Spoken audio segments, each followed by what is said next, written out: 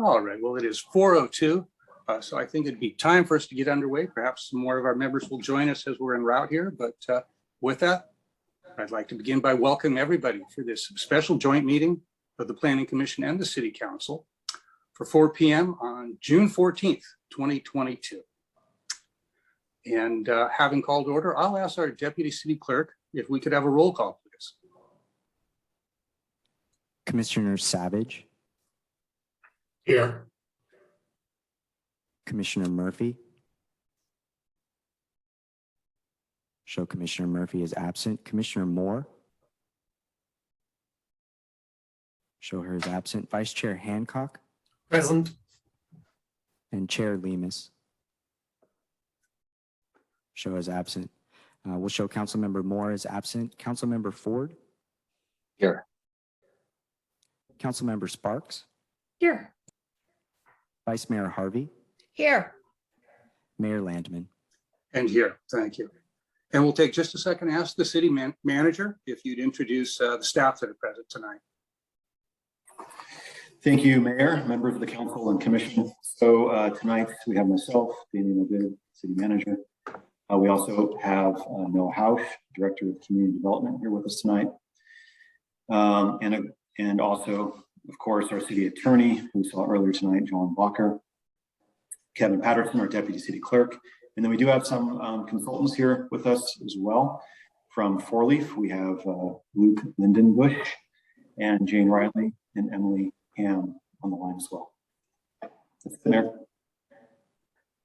Excellent, thank you for that. And So JP shows us here too. Good. Thank you, Mr. Ford. All right. So with that, let's start tonight by getting some public comment. I'd like to open this to public comment and see if we have anybody that'd like to give some comments to help guide our discussion tonight. Thank you, Mayor Landman. Speaking to our attendees tonight, if you'd like to make a public comment, please use your raise hand icon. Or if you're dialing in, dial *9.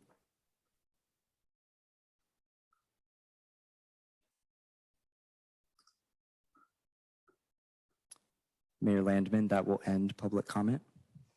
Perfect. All right. So that brings us to our study session tonight. And I would like to ask our presenters to do their best to tread that fine line between covering this important information thoroughly, but also keeping this short so we have plenty of time to have adequate back and forth to this, because we do have a follow-up meeting at 6 o'clock that half this group has to be to. So with that, I'll pass this to staff and ask for the presentation. Thank you, Mayor Landman. This is Noah Hausch, Community Development Director here in the city. I just want to thank everyone for coming. Commissioner Murphy did let me know she had a work emergency, so she's not going to be in attendance, and Commissioner Moore also was planned to be absent. I have not heard from the chair, Lemus. But I would really want to just thank everyone for the last couple of years worth of effort. It's worth identifying that this has been a multi-year process, and today is kind of the winding down of that public engagement effort, which really started with the in late 2019 with the Housing Methodology Committee that I served on as a part of the ABAG MTC process to allocate our arena. We've been really working collaboratively with planners throughout the county on trying to come up with some programs and policies that are consistent across the county, but also focused on the needs of the community here in Cotati. We've done tabling at events, we've done online surveys, we've hosted meetings, we've been out in the community, even the last couple of farmers markets. And we had a meeting with the Planning Commission, the City Council in February to get input. And so this is kind of the culmination of all those efforts, which have taken that input and combined with some of the new recent state legislation and come to inform these draft policies and programs that are going to be presented by Luke Lindenbush and Emily Ham from Four Leaf. And then Jane Riley is here as well to assist with anything else that's needed. And we're here to take some additional feedback and listen to the discussion this evening and further sharpen those policies and programs to better fit the needs of Cotati. And then we'll come back in late summer with the draft public review. And with that, I'm going to turn it over to Luke and Emily to take us away. Thank you very much, Noah. As Noah mentioned, this is really focused this evening on the policies and programs of the housing element. These are components of the draft housing strategy. And we're also going to be going into the affirmatively furthering fair housing, which has been a major component of the 6th cycle housing element update as well. So next slide, please. Yeah, so really going into the goals, policies, and programs, as I'd mentioned, really focusing in on the new and revised programs. There are a lot that are continuing. Really, the emphasis on the word update in housing element update, and a lot of what you see here is carried over from the 5th cycle. There was a lot that was good there and worth carrying over. Emily will be covering the affirmatively furthering fair housing section and how that's going to be featuring in the administrative housing element draft that's going to be released later this summer. And then we're going to be outlining next steps and going into discussion as well. Next slide.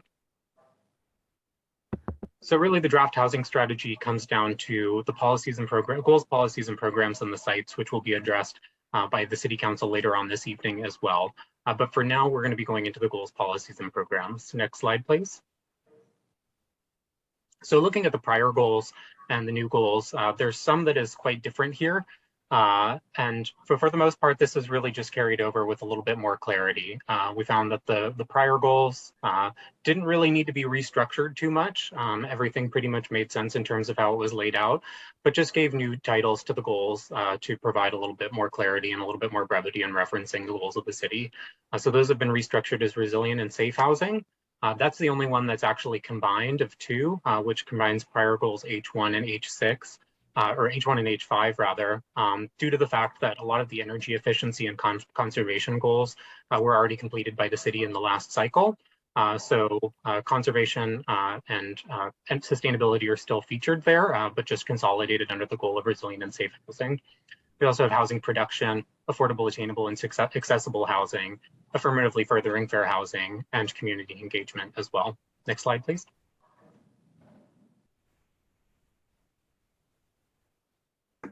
So going into goal number 1, and really just walking through the structure of how each of these programs are laid out. As you see on the column on the left, continuing, most of these are continuing programs. Again, putting the update in housing element update. So this was the one that really remained intact. And there are some others that are continuing with substantial modification or others that are absolutely new. So again, we're going to be focusing on the ones that are substantially modified and new, but can field questions on any of them as well. So all of these are continuing. The only one that isn't is the Essential Housing Bond Financing Program, which is focused on the conservation of affordable housing. And you can see in the reason for proposed program column as well that each of these programs are listed in terms of addressing state law, addressing community and stakeholder input through a combination of the surveys that Noah mentioned and the stakeholder meetings that we've been holding over the last couple months. And additionally, some of the programs further in advance RENA goals, and most of the programs that are within the draft housing strategy cover multiple of these categories. We also thought it was important to indicate funding status, whether these programs would be utilizing funding. And just want to note that this isn't necessarily always funding that's coming from the city itself, but may need to be leveraging other funding sources in order to complete the program. So we'll be going a bit into that as the slides continue. But really this goal is focused on ensuring that affordable housing is safe, that it's accessible to residents of Cotati, and that wherever possible, it's sustainable as well. Next slide, please. Second goal is similar in regard to housing production, but really focused on the production of new units and less to do with the prior goal, which was reformulated from conservation. So again, about half of these are continuing. Some of them are continuing with substantial modification. The streamlining housing development and ADU ones are the main ones that were really overhauled in this cycle. This was because there were a number of laws that were passed in the last 8 years that changed the nature of these programs, but really fit neatly into programs that were continuing. There's one program that's new here, but isn't going to be too much of a change for the city of Cotati, as it is codifying existing policy in the cottage housing ordinance. So that's the new one there. And again, all of these, every single one of these actually furthers and advances RENA goals, and most of them are addressing state law in the community as well. ADUs is the only one that utilizes funding, and it's a pretty small amount is listed in the program. Next slide, please. Goal number 3 is affordable, attainable, and accessible housing. Again, most of these are continuing. The one that's continuing substantial modification is zoning for a variety of housing types. Similar to the program that streamlines housing development, this is really responsive to changes in state laws and bringing the city up to compliance. The new ones that are listed here were in response to feedback from this body. The first one, co-housing, was expressed as a priority among the council members and commissioners at the February meeting. So we wanted to include that in there to continue Cotati's policy of supporting co-housing in the community. Additionally, there's a program in here for the pro-housing designation. There was some information that was contained in your packet on the pro-housing designation, what it is. So I want to take a moment to address this because it's one of the rare programs in here that doesn't, one of the rare new programs that doesn't explicitly address state law. But this is a program that cities can apply for that allows enhanced access to funding opportunities, not just for housing, but for infrastructure as well. And this is something that has been pursued by a lot of jurisdictions in this housing element update. Because it's increasingly being seen that this is going to be a norm for cities to adopt this in the upcoming housing element cycle. And especially for smaller jurisdictions, it's a way to be able to have access to state funding and really be moved to the front of the line for that. So that's included in there as an option. There's also some information in the packet about the threshold for this. There's a system of points. Out of 69 available, a jurisdiction has to get 30. And I imagine the professors on the call would say that that would normally be failing, but that's a pretty good threshold for passing. But with that being said, this is one that is completely optional. So just wanted to present this to you, and that the program language as it's structured as well isn't really leaving the city on the hook to obtain the pro-housing designation, but just to pursue it, consider it, and adopt it if it's found by the council to be within the city's goals and priorities as well. Moving on to funding under this category, this is one where a number of the programs require funding.